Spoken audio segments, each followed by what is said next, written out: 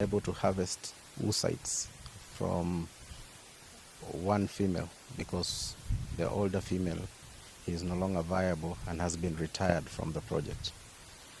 The oocytes collected from time to time have been, flown to Italy for the purposes of maturing them, and once they mature, then you fuse with sperm from one of the males, Sudan, and others.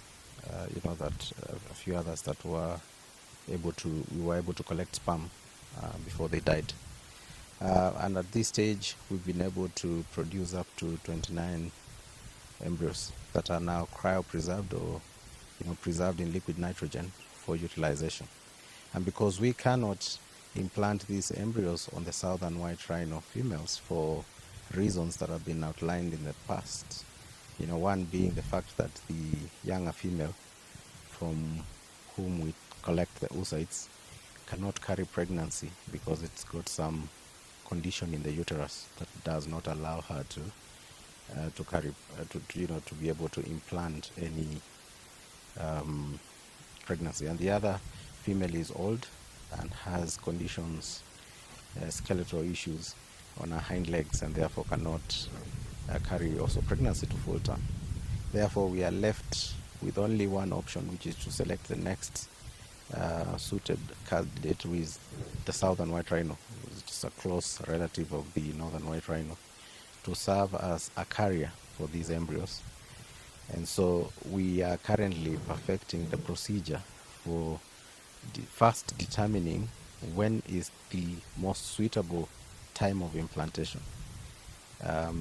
Implantation should always take place 6 days after the first or the onset of estrous cycle in any female you want to use as a surrogate.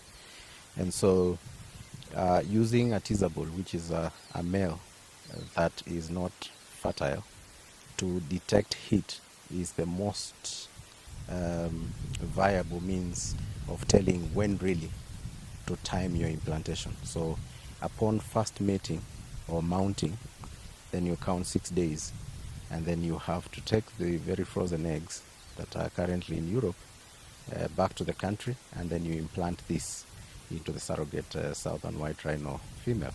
So the idea, as it has been with this project from the onset, because it's never been done elsewhere, every step has been perfected along the way, because it is novel. It's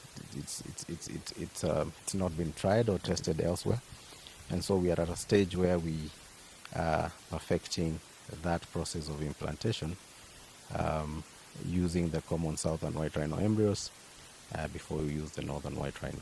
Because, this is a project that is done together with many partners from abroad and here in Kenya, Kenya Wildlife Service and Wildlife Research and Training Institute as well.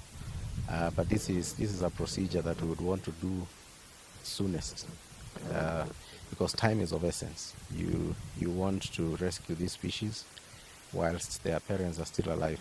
You would want to see a young calf together with one of these females. I mean, they will share some of the social behavior and other factors. I mean, other shareable traits that you want to maintain in the population. So again, also, the more time you take, the lesser chances that you will be able to continue to pick the eggs from the females, such as you should.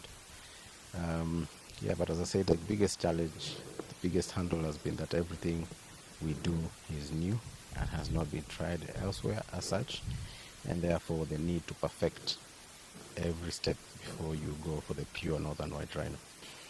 Kenya has been at the forefront of success in rhino conservation.